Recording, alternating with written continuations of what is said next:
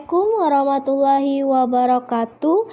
Salam sejahtera untuk kita semua. Saya ucapkan selamat pagi untuk Bapak dosen kita, dosen pendidikan Pancasila, Bapak Ranat Mulia Pardede, SE, MH. Saya Yeni Fitriani, jurusan akuntansi pagi 2, selaku ketua sekaligus moderator pada presentasi yang berjudul Peran dan Pengaruh Generasi Milenial dalam Melestarikan Nilai-nilai Pancasila. Sebelum kita lanjut ke materi, perkenalkan teman-teman sekelompok saya.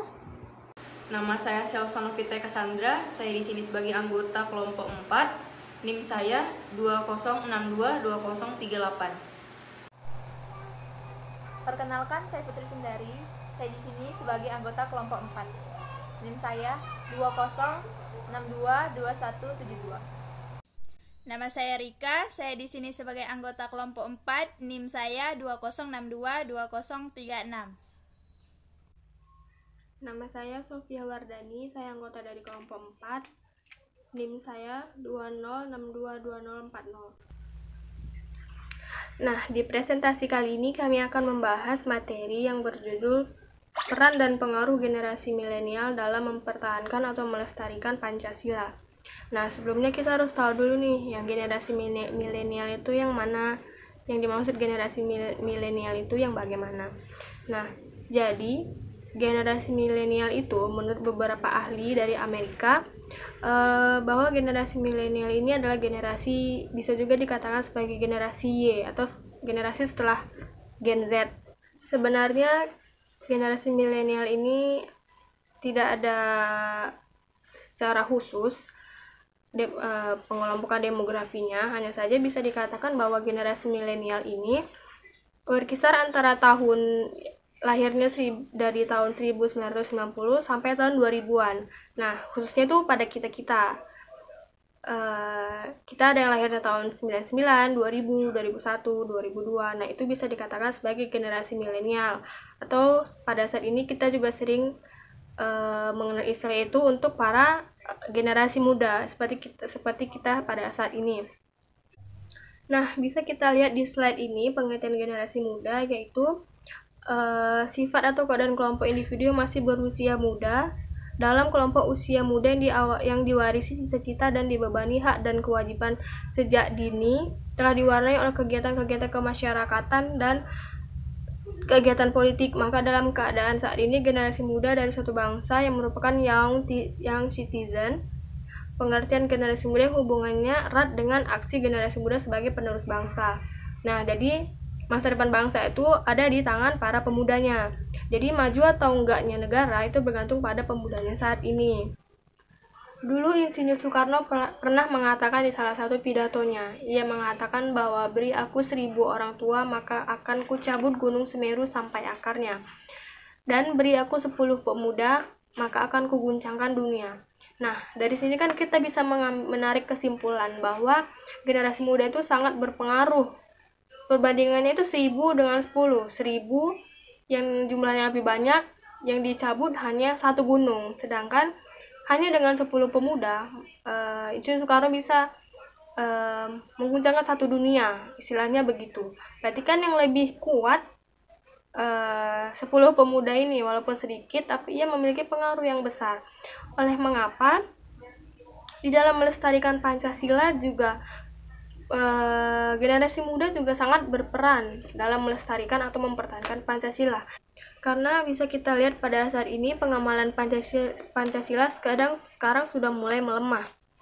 Apalagi sekarang kita berada di era globalisasi, yang dimana budaya barat akan sangat gampang sekali masuk ke Indonesia. Kita akan sekarang lebih mudah menerima informasi-informasi dari luar negeri, gaya-gaya luar negeri, atau bahkan sampai kita mengikuti gaya orang barat seperti berpakaiannya atau cara bergaulnya, dan tentu saja kan itu sangat bertolak belakang dengan Pancasila. Jadi sudah semakin nampak nilai-nilai Pancasila itu sudah berkurang di zaman sekarang. Oleh mengapa kita harus terus mengamalkan Pancasila agar nilai-nilai yang ada di Pancasila itu tidak punah. Jadi kita harus selalu melaksanakan nilai-nilai yang ada di Pancasila tersebut. karena secara filsafat kan Pancasila juga terbentuknya tidak hanya begitu saja, melalui proses-proses yang panjang dan juga perjuangan-perjuangan yang sangat keras para pahlawan-pahlawan kita di zaman. Lalu, apa sih peran dan pengaruh generasi muda dalam melestarikan Pancasila sebagai ideologi negara kita? Yang pertama, generasi muda harus dapat menerapkan dan menjalankan Pancasila sebagai pedoman hidup di dalam masyarakat dan di kehidupan akademik. Mahasiswa juga diharapkan tetap tulis dirinya menjadi pribadi yang memiliki kematangan intelektual, kreatif, percaya diri, inovatif, dan memiliki kesetia kawanan dan semangat pengabdian terhadap masyarakat, berbangsa, negara yang tinggi. Contoh pengamalan sila ketiga Pancasila. Sila ketiga Pancasila yang berbunyi Persatuan Indonesia dilambangkan dengan pohon beringin. Pohon beringin tersebut melambangkan negara Indonesia itu sendiri. Diibaratkan sebagai semua suku di Indonesia, meskipun terdapat banyak akar cabang, tetaplah bersatu untuk membangun pohon beringin agar tetap berdiri tegak. Berikut ini adalah nilai-nilai yang terkandung dalam sila ketiga. Yang pertama, menjaga persatuan masyarakat. Yang kedua, mengutamakan kepentingan umum daripada kepentingan pribadi. Yang ketiga, rela berkorban untuk bangsa dan negara. Yang keempat, cinta tanah air. Dan yang kelima, menghargai kebudayaan orang lain. Pancasila. 1. Ketuhanan yang Maha Esa. 2. Kemanusiaan yang adil dan beradab. 3. Persatuan Indonesia. 4. Kerakyatan yang dipimpin oleh hikmat kebijaksanaan dalam permusyawaratan perwakilan. 5. Keadilan sosial bagi seluruh rakyat Indonesia. Ya, saya akan menjelaskan yaitu sila pertama yang berbunyi Ketuhanan yang Maha Esa. Pada sila pertama pastinya sudah tahu, sila pertama dilambangkan dengan lambang bintang emas yang berlatar belakang hitam. Bintang emas melambangkan bahwa bangsa Indonesia mengaku adanya Tuhan yang Maha Esa. Selain itu, cahaya dari sebuah bintang diibaratkan sebagai sumber cahaya yang berasal dari Tuhan yang Maha Esa sebagai sumber cahaya yang menerangi negara Indonesia. Dan latar belakang hitam pada bintang tersebut menggambarkan bahwa warna alami dengan berkah dari Tuhan yang Maha Esa diharapkan bangsa Indonesia tidak tersesat menjalankan kehidupannya.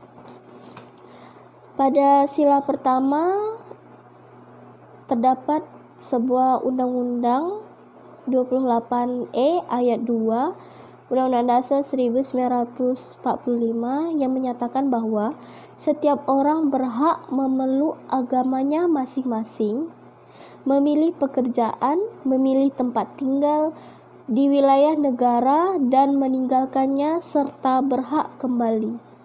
Dari pasal 28E ayat 2, setiap orang bebas memeluk agamanya. Ya, nilai-nilai yang terkandung dalam pasal tersebut yaitu percaya dan takwa kepada Tuhan yang Maha Esa sesuai dengan agamanya dan kepercayaannya masing-masing. Karena setiap warga negara berhak percaya dan takwa kepada agamanya masing-masing.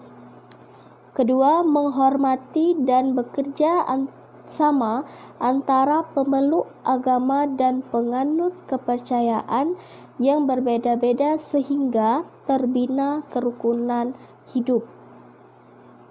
Setiap warga negara Indonesia berhak menghormati dan bekerja sama meskipun kita berbeda-beda suku, ras, agama. Ketiga, tidak memaksakan suatu agama dan kepercayaan orang lain. Keempat, tidak mengganggu peribadatan orang lain yang berbeda agama. Kelima, saling menghormati kebebasan menjalankan ibadah sesuai dengan agama dan kepercayaan masing-masing. Kita sebagai warga Indonesia berhak menghormati meskipun kita berbeda-beda dan kepercayaannya berbeda-beda. Sekian dari saya. Kita masuki sila yang kedua, yaitu kemanusiaan yang adil dan beradab. Asas kemanusiaan pada Pancasila dilambangkan oleh rantai emas pada sila kedua. Apabila dilihat lebih dalam lagi, rantai emas pada perisai memiliki mata rantai yang berbeda. Terdapat bentuk persegi dan lingkaran yang melambangkan pria dan wanita sebagai rakyat Indonesia. Rantai-rantai tersebut terikat tanpa putus, yang menunjukkan akan hubungan rakyat Indonesia yang saling terikat dan saling membantu, baik pria maupun wanita, memiliki kesetaraan hak sebagai rakyat Indonesia. Sila kedua memiliki 7 poin. Yang pertama, mengakui persamaan derajat, hak dan kewajiban antar sesama manusia. Yang kedua, saling mencintai sesama manusia. Yang ketiga, mengembangkan sikap tenggang rasa. Yang keempat, tidak sewenang-wenang terhadap orang lain. Yang kelima, menjunjung tinggi nilai-nilai kemanusiaan. Yang keenam, gemar melakukan kegiatan kemanusiaan. Yang ketujuh, berani membela kebenaran dalam keadilan. Dengan pahamnya generasi muda yang terkandung dalam Pancasila, generasi muda akan mempengaruhi terhadap orang lain. Sebagai contoh, jika kita mengamalkan nilai-nilai Pancasila yang kedua, generasi muda tersebut akan mencerminkan perilaku kepada orang lain. Hakikatnya, semua manusia mempunyai hak dan kewajiban yang harus dihargai, sehingga tidak akan terjadi saling menghina dan menjatuhkan, baik berupa kelompok maupun individu. Nilai-nilai yang terkandung di dalam Pancasila sila keempat, kerakyatan yang dipimpin oleh hikmat kebijaksanaan dalam permusyawaratan perwakilan, yang berlambangkan kepala banteng. Kepala banteng pada perisai Garuda berwarna hitam putih dengan latar belakang berwarna merah melambangkan simbol kerakyatan, yang artinya kita hidup harus bersosialisasi antara satu sama lain. Poin-poin yang terkandung di dalam sila keempat. 1. Sebagai warga negara, setiap manusia mempunyai kedudukan, hak, dan kewajiban yang sama. 2. Mengutamakan musyawarah dalam mengambil keputusan untuk kepentingan bersama di atas kepentingan pribadi atau golongan. 3. Menerima dan melaksanakan hasil keputusan musyawarah. 4. Musyawarah untuk mencapai mufakat diliputi oleh semangat kekeluargaan. 5. Keputusan yang diambil harus dipertanggungjawabkan. 6. Musyawarah dilakukan dengan akal sehat dan hati nurani yang luhur. 7. Mempercayai hasil musyawarah dan kepada wakil-wakil yang dipercayai. 8. Menghormati hasil keputusan musyawarah. 9. Tidak memaksakan kehendak kepada orang lain. Nah, oke, baik, di sini saya akan melanjutkan dari teman-teman saya sebelumnya, yaitu saya akan menjelaskan di sila yang kelima, nilai-nilai yang ada di sila kelima ini. Nah, sila kelima ini berlambangkan padi dan kapas, yang dimana bunyi sila kelima ini yaitu keadilan sosial bagi seluruh rakyat Indonesia. Nah, dari isinya saja sudah bisa kita lihat ya, keadilan sosial bagi seluruh rakyat Indonesia. Jadi kita itu harus bersikap adil. Nah, di sini saya akan melanjutkan menjelaskan yang sebelumnya sudah dijelaskan oleh teman-teman saya sebelumnya. Di sini saya akan menjelaskan nilai-nilai yang terkandung di dalam sila kelima, yang dimana sila kelima ini memiliki lambang yaitu padi dan kapas, dimana sila kelima ini berbunyi keadilan sosial bagi seluruh rakyat Indonesia. Nah, dari isinya saja kita sudah bisa lihat ya, keadilan sosial bagi seluruh rakyat Indonesia. Jadi kita harus bersikap adil kepada siapapun. Tujuan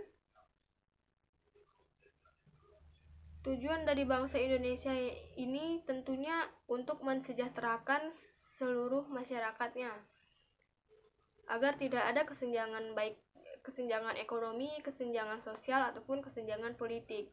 Jadi setiap individu harus bersikap adil kepada siapapun. walaupun berbeda agama ataupun berbeda ras, suku, dan sebagainya. Jadi nilai-nilai Pancasila yang terkandung di dalam sila kelima ini, yang pertama, setiap orang harus berlaku adil baik di bidang ekonomi, sosial, maupun politik. Jadi kita dalam melakukan kegiatan ekonomi, sosial, dan politik, kita harus menjunjung tinggi keadilan. Lalu yang kedua, hak dan kewajiban setiap orang itu harus dihormati. Jadi setiap orang itu punya hak dan kewajibannya. Seperti misalnya hak berbicara, hak mengeluarkan pendapat, itu harus kita hormati. Jadi misalnya pada saat kita rapat misalnya, kita tuh harus berlaku adil. Semuanya boleh musyawarah, semuanya boleh mengeluarkan pendapatnya masing-masing. Dan jika si A sedang mengeluarkan pendapat, beri dia kesempatan. Jangan mentang-mentang dia nggak sepemikiran sama kita pendapatnya, kita semena-mena sama dia, kita potong terus dia bicara, atau bahkan kita sampai nggak memberi dia tidak memberi dia kesempatan untuk berbicara. Nah, itu nggak boleh. Jadi dalam kita bermusyawarah ataupun dalam berdiskusi, kita harus menghargai hak orang itu mengeluarkan pendapat. Setiap orang tuh punya hak untuk itu dan kita harus menghormatinya. Lalu yang ketiga, menjaga keseimbangan antara hak dan kewajiban. Nah, jadi antara hak dan kewajiban ini harus sama posisinya. Misalnya kita bekerja, kita memiliki hak untuk menerima gaji. Sedangkan pihak perusahaan itu memiliki kewajiban untuk membayar gaji kita. Jadi antara hak dan kewajiban itu harus seimbang. Kita bekerja, maka kita akan mendapatkan upah. Nah, terus yang keempat, memberi pertolongan kepada orang lain. Suka memberi pertolongan kepada orang lain. Nah, di dalam menolong orang lain juga kita harus memperhatikan ya teman-teman. Jadi kita ini adalah makhluk yang majemuk, masyarakat majemuk, terutama di Indonesia. Di Indonesia banyak beraneka ragam agama, suku, ras, dan budaya, dan itu harus saling dihormati. Jadi dalam membantu orang ini, kita juga harus berlaku adil. Nilai yang ada pada sila kelima ini yang terakhir yaitu menghormati hak-hak orang lain. Jadi hak-hak orang lain itu harus kita hormati. Setiap orang itu memiliki banyak hak ya, seperti contohnya hak untuk hidup, hak untuk mengeluarkan pendapat, hak untuk berbicara, hak untuk mengenyam pendidikan, hak untuk berkomunikasi, hak untuk bekerja, dan yang lain-lain. Nah, setiap haknya itu harus kita hormati agar setiap sendi kehidupan kita itu berjalan dengan lancar. Jadi, Pancasila ini memiliki nilai yang sangat tinggi dari sila pertama maupun sampai sila kelima. Dan jika kita sebagai generasi muda melakukan atau mengamalkan, mengimplementasikan nilai-nilai sila Pancasila ke dalam kehidupan kita sehari-hari, maka niscaya hidup kita juga akan tentram, damai, tidak ada perperangan, tidak ada perpecahan, tidak ada yang saling bully satu sama lain. Semua orang saling gotong royong, saling membantu. Negara ini akan aman, nyaman, dan tentram jika semua orang mengamalkan isi-isi yang terkandung di dalam Pancasila ini. Adapun peran yang dilakukan mahasiswa dalam menerapkan Pancasila di kehidupan bermasyarakat, berbangsa, dan bernegara. Yang pertama, mewakili nilai-nilai ideal Pancasila kepada generasi muda di bawahnya. Yang kedua, membekali diri dengan pendidikan yang berlandaskan Pancasila. Yang ketiga, memperkuat diri sebagai sebuah bangsa. Yang keempat, menguatkan nilai etik dan nasionalisme generasi muda. Yang kelima, mengamalkan peran dalam memberantas kemiskinan. Yang keenam, mengamalkan nilai-nilai yang terkandung dalam sila-sila Pancasila. Sampai di sini materi penjelasan dari kelompok kami. Semoga materi yang kami sampaikan bermanfaat untuk kita semua. Maaf jika ada penggunaan kata yang salah, baik itu sengaja maupun tidak sengaja. Saya akan menyampaikan satu bait pantun. Anak hebat tidak lupa sarapan, roti gandum diolah selai. Terima kasih kami ucapkan telah menonton hingga selesai. Wassalamualaikum warahmatullahi wabarakatuh.